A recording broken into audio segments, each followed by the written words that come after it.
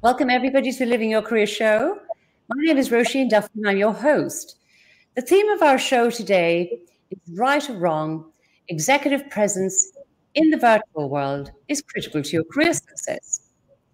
You'll never find the words executive presence written into a job description, or you'll never see it in a job advert online. You probably never even hear the word mentioned when it comes to interview feedback, and particularly if you didn't get the job. And often, in fact, if you do get the job, most people will not say you got it because you had more executive presence than others. So what is this unspoken attribute? Why is it so highly valued by employers? And how do we cultivate it? Nowadays, and in our modern world of work, many interviews are conducted online. Many meetings are happening virtually. So how do we convey our executive presence to managers and to leaders, and particularly influential ones, for the benefit of our career? Our special guest today is Pamela Wigglesworth, CSP, American, Singapore-based international brand communication. I'm going to say expert, Pam. Trainer, she's going to kill me for that, and I don't think she should. Trainer, speaker, author, with a global and multicultural outlook. Pam is a member of the Global let me get this right, Pam, Global Speakers Federation, and founding board member of PrimeTime Business and Professional Women's Association in Singapore. I would say, having met Pam over the last couple of weeks, that she is most certainly a coaching dynamo, and that is to SMEs and internationals, and I think largely, Pam, in Asia Pacific or elsewhere. Right. In Asia Pacific. And she has insight into executive presence in the virtual world. And her view is that it is an imperative for any professional who is striving for career success, given our current way of working. So welcome to the show, Pam, and thank you so much for being our guest today. Thank you so much for having me. I'm excited to be here and love chatting with you about this topic. When we first met, we probably went a little bit longer than we intended to be, but thrilled to be here today and share with your listening audience how they can improve their executive presence in this virtual world here. Pam, I think most of our speakers would think about Pamela Wigglesworth and say, and I know even you have a crack about this that it could be in a Harry Potter book. Yes. But maybe you can please tell us, where does Wigglesworth come from? It is English. I'm married to a Brit, so I had a nice American name, Kennedy, before I took on Wigglesworth, but it definitely has become a conversation piece. But it's funny how something that's 3 syllables, some people can't get out, especially in Asia, so my name becomes Mrs. Wiggles sometimes. So yes, it's interesting, but it is, I think it's just outside of Yorkshire in the UK. So small town, not much happening there. Most Wigglesworth live outside of the UK, either in the United States or in Australia. I have to say, because obviously in the world of careers and recruitment, we get to meet so many people. At first for me, I actually checked my CRM to see if I had another Wigglesworth, and you were it. You were the only one. There's not that many. I think there's only 3 in Singapore, and my husband's one of the others. So, but we're the 2 or 3 of us here. Pam, let's crack on with our theme today. So executive presence. A lot of people would say, what the heck are they talking about? I mean, I suppose they'd have a fairly rough understanding of what executive presence is, but what does it look like? What does it feel like if you have it? In terms of if you're operating with executive presence, what does that look and feel like to somebody? Well, it's a great question to start this process, because you'd be surprised how many people do not know what executive presence is. I was just recently hired to coach a gentleman, and even though I had already been hired by the HR, the first question from him was, well, you know what? They hired me or hired you to work with me on my executive presence, but I really don't know what that is. And so it's a fair question, a great place for us to start. If you think about it, the French would call it that little je ne sais quoi, which is that little something that you don't really understand what it is. If we were to ask singer-songwriter Alicia Keys, she would say a little something, something. But really, most people don't know what that is. I call it, what is that secret magnetism that you have? But what does that look like? So I want you to think back to in the days when we were meeting with one another face to face. there was always a man or a woman in the room that everybody was around. And when that person came in the room, let's say it's a gentleman, and he just walks in with a confident gait. His posture is great. He's standing up straight. His shoulders are back. His head is high. He comes in and he gives you a firm handshake, and he looks you in the eye and says, "Good morning" to you. And he's smiling, and he acknowledges everybody. And everybody is drawn to him for some reason. They don't know what it is, but they just know, I want to breathe this person's air, right? And it's this magnetism.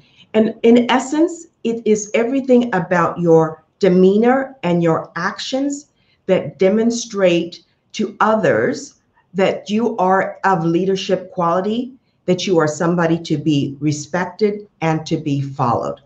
In a nutshell, executive presence is your demeanor, your gravitas, how you behave, what you say and how you speak, and ultimately your appearance. And today we're talking about your appearance on screen as well as your attire. So that's the essence of executive presence. And I suppose what we're saying then, prospective employer, Pam, is that magnetism conveys confidence and calmness and capability. It has that sort of that standing. That's what you're saying. And so therefore, that's why employers and even people like myself, we look for those qualities. We would call them your core, maybe your core competencies that we can demonstrate that virtually. You believe, and so moving on then to the virtual world, we're talking about virtual meetings a lot and preparing energetically for virtual meetings. I'm sort of thinking now, many of us each day, I have 5 interviews later on today. I have never met these people before. I have communicated with them quite a lot on LinkedIn and just through the application process, as you can appreciate, Seek and otherwise, and email. But I've never met them before. I guess my question to you is, how could they prepare? And some of them may be actually listening into this podcast because I've told them they might be a good idea for them to do so. What advice would you give them in preparing energetically for their interviews today with me? Fabulous question. Think about how people would prepare for a meeting if it was going to be in person.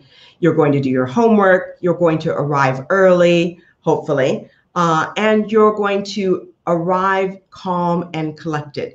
What we're finding today is online, people are showing up to their meetings just barely a few minutes before the meeting starts. They might be rushing. They come to their table or their desk, and you can kind of get the sense of this. We want you to put that on pause. That's a no-go. What I mean, coming energetically means preparing before the meeting. That means 15 minutes before, you're going to come, you're going to get yourself in a state of mind, in a resourceful state of mind. That means I need to be present before I present to you. So that means getting ready. That means doing a tech check. And what I mean by a tech check means if you have Zoom, even if it's not on Zoom, but if you're doing something on Zoom, turn on your camera, look at your background. Do my clothes compete with my backdrop, or am I, or I am contrasting? Does my desk look clear? Do I show up? Am I ready to go? When the camera comes on, are my clothes the way I want them to be?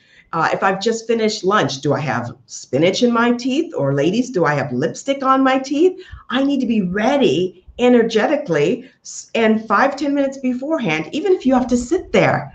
But I also want you to smile and practice smiling 3 to 5 minutes before you start. So when the camera comes on, you start like that. Because if you start like this, that is, you have just set the tone for your entire interview. How you start is how you will carry through for the entire interview. So start with high energy. That means using your voice, smiling, and being physically present, sitting up straight and ready for the first question. Bring your energy, bring yourself to that meeting. It's funny, isn't it? When you're talking to people who've got a low energy, whatever preparation to one side, but you can actually almost tangibly feel virtually when somebody actually has a very low energy. Yeah. Yeah, yeah. I guess I was going to say to you the pitfalls of replacing professionalism with complacency. And honestly, I have to say this, I probably was part of the braless brigade over COVID 2020. I was sort of thinking, I'm not in the office every day. There was probably a little bit of slacking of my dress code and so forth. And I'm also thinking, the barefoot wander around the house. I never stopped working. But I can't say that I applied the same sort of standards that I would if I had been going to the office every day. For people who are looking for jobs right now in a job market where there isn't a lot, or people who are interviewing where you really have to nail that interview, or in any meetings that you have with your colleagues, your managers, or executives in your company, what for you would be sort of the pitfall of not really, I guess, well, what does complacency look like in a professional sense anyway? And what could be a pitfall associated with that? Okay, well, let's talk about it from two standpoints. If I am interviewing and I know that people have taken this casual position, but we have to think about it. Think about the phrase, you only get one chance to make a first impression. So what impression do you want to give? And you would not show up to an in-person interview wearing a raggedy t-shirt or, having holes in it, or maybe a stain down the front, your hair combed. So why should you show up that way in an interview? You need to put your best self forward. We know that a picture is worth 1,000 words and a video is worth 1,000,000. So you need to put your best self forward. Because you don't have the job yet, but in the working environment, when you are still working with your colleagues and your management, yes, there may be a change in the dynamics of how you're dressed and that you're given permission to be that way. But I think there's the risk of taking it too far. I'm all for smart casual, but I'm not for sloppy casual. And I'm definitely not for PJs.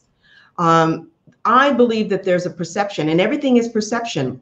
Executive presence, leadership perception is all around perception. So if you are showing up and you don't bother to comb your hair, and you throw on some t-shirt that you've had for 10 years and it's got a few holes in it, people start going, wait a minute, this person's starting to get a little bit lazy.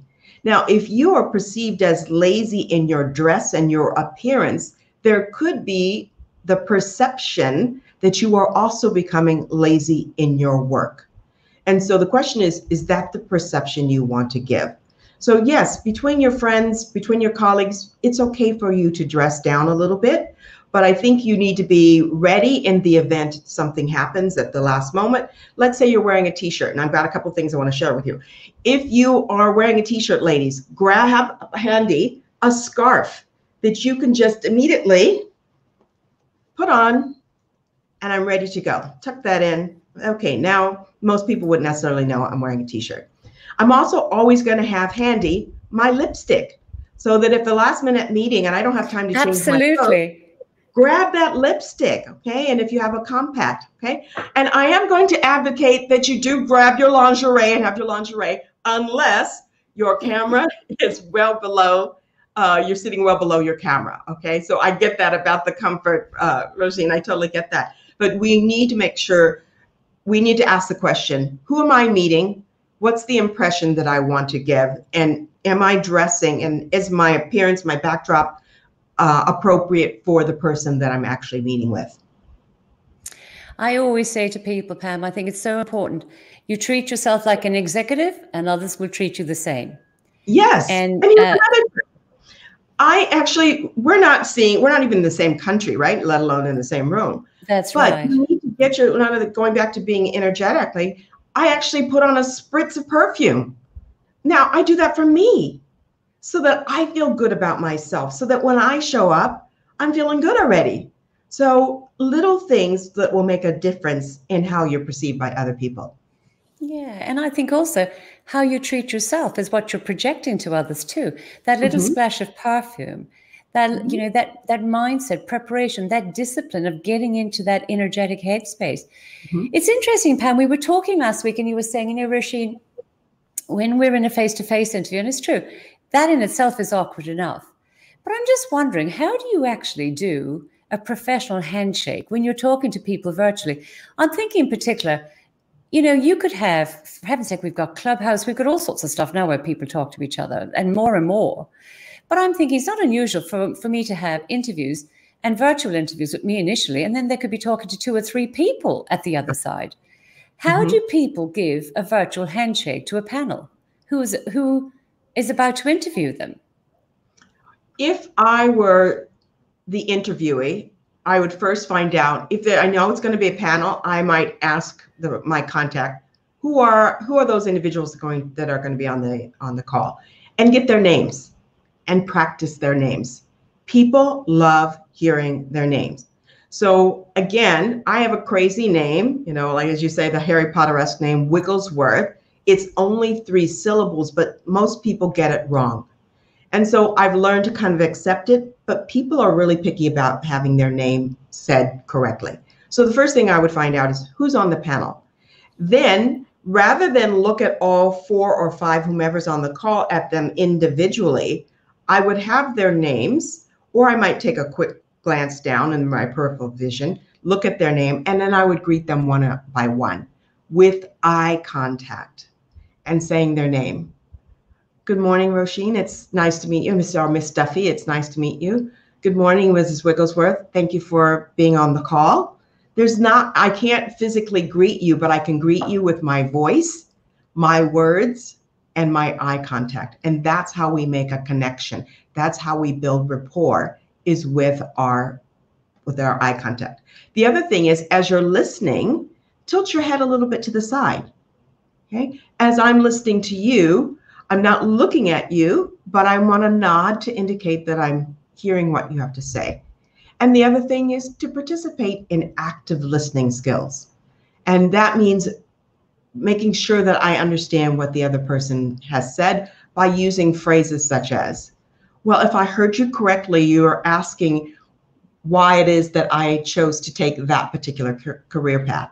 Well, to answer that question, so I'm pre-phrasing, or it sounds like you're curious about my background and how with my volunteering. So active listening skills. But you need to use your eye contact and your voice to make sure that you're connecting with them before you. And I think that's a really useful tip in another context too, because sometimes if you don't get the question you're being asked, and trust me, I've been coaching panels and working with people for a long time, both sides, both the interviewee and the panels and the people who interview them.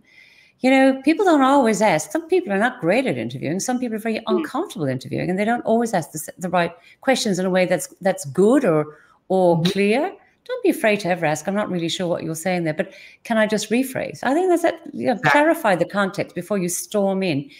One of the things that I think is interesting is confidence. And a confident communicator is a wonderful thing, really.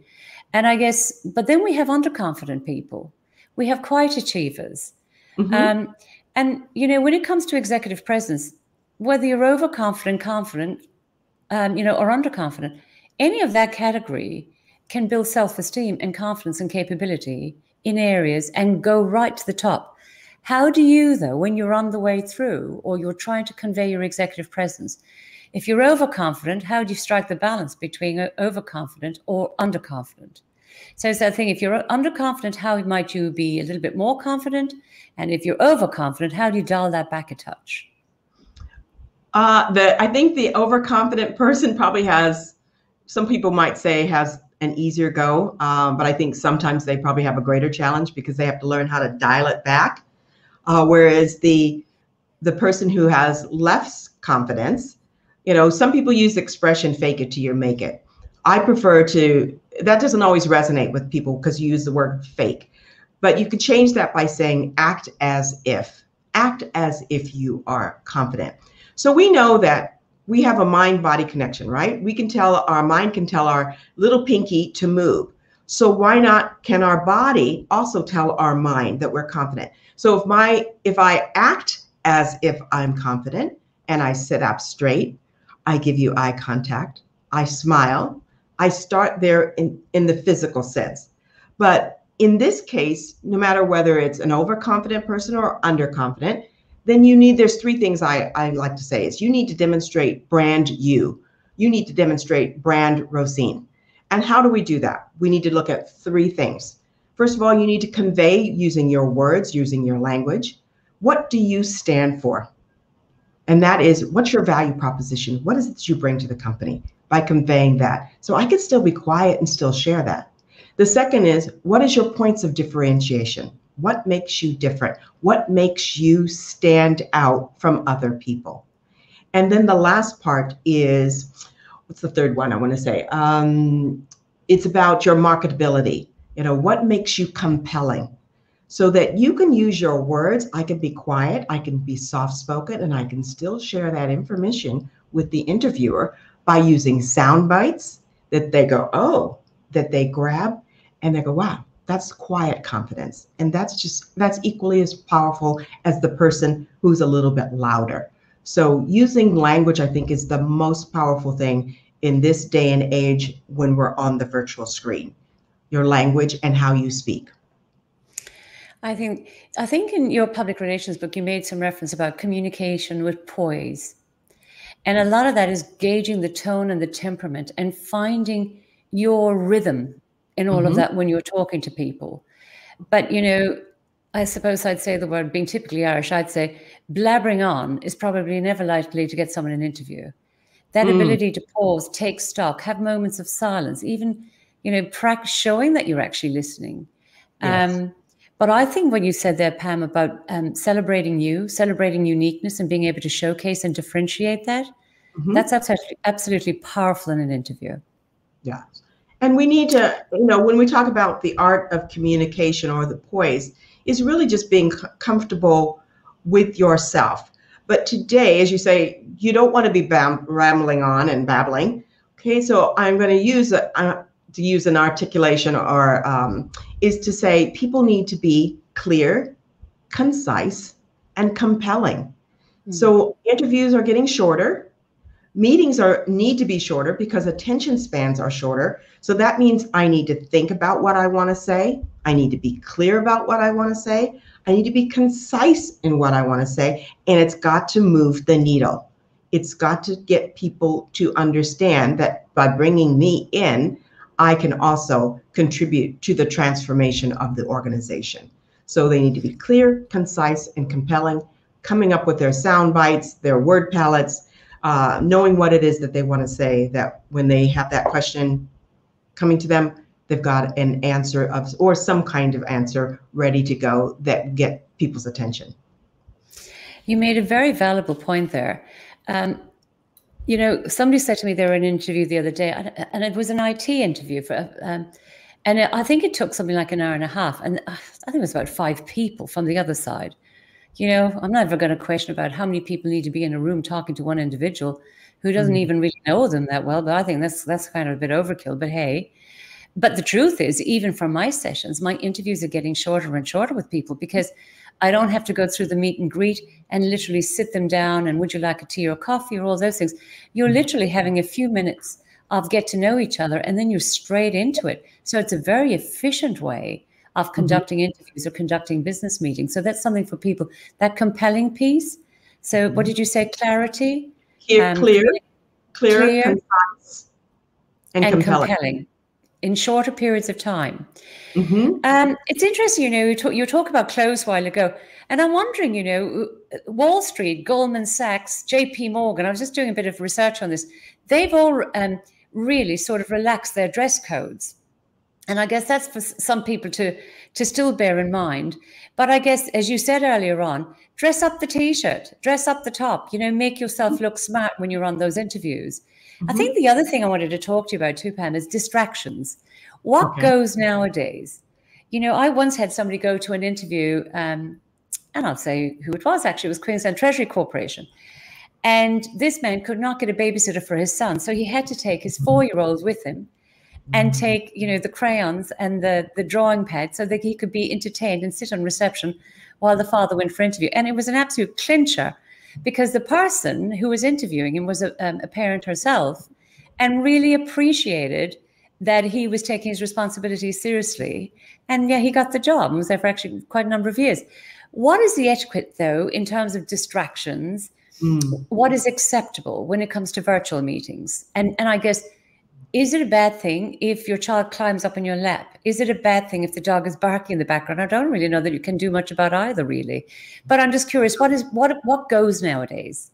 I think that's a good question. I think a lot of that depends on who I'm meeting with. If I was having an interview, I would want to make sure I had as few distractions as possible. So the first thing I'm going to do is I'm going to make sure I'm going to put my phone on silent.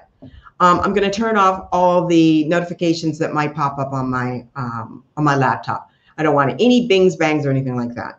Then if there was small children, you might want to consider, depending on the age group, you probably can get away with this maybe to about kids 8 and maybe 5 or something, maybe a little bit younger, is download a movie onto an iPad and then put them in a different room. But when you set the iPad up, set the movie so it runs on airplane mode, because you don't want them drawing any of your internet power away from you. So you need to have this conversation. Kids that are old enough to understand that, you put them in a separate room and you say, Mommy's going to be busy for a few moments. I'll come and get you when I'm ready. But hopefully the movie will keep them busy. Pets, you've got to keep them distracted or out of the room if it's a really important meeting. You can't control barking, but if you can't, you got to get the dog as far away from you as possible. I know another person that I remember reading, what she did was she has this dispenser that dispenses pet treats at a designated time. So to keep her dog preoccupied, she set it so that the dispenser would give a treat every 15 minutes. And so the dog just got to the point we'd sit there waiting for the treat. So she could probably get through a half an hour without the dog barking, or maybe an hour, because the dog was like, when's my next treat? When do I get the next treat? So that's one way of maybe treating the dog. You can get those things through pet supply stores where it dispenses the food for them.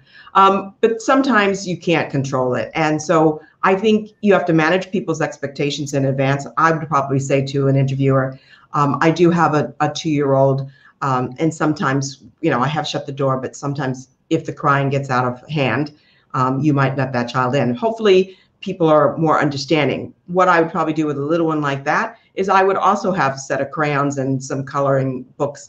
And I would say, okay, Mommy's going to be going on a meeting now. Here's your coloring book. And if you're really, really quiet, guess what? We're going to have some ice cream after we finish. But you have to promise you're going to be quiet.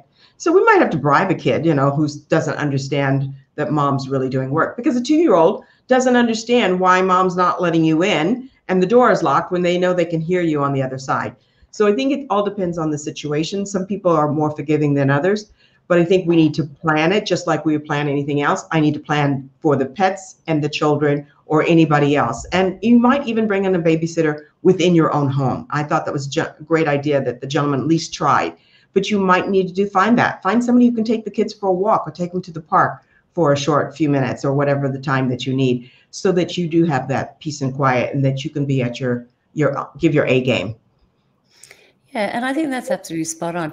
In reality, if you've got distractions and you've got, executive people are really, really busy, and it's not to say that they're not understanding, but meetings are getting shorter. Executive attention, you must always be respectful of that. And I think you too will not bring your A game if you've got somebody a little person clambering up in your lap. Although I have to say, there's an element of that if you've got the most gorgeous child in the world who's smiling at the camera, it could be the clincher. You just never know whether that works for or against you. Yeah. Pam, I'm curious.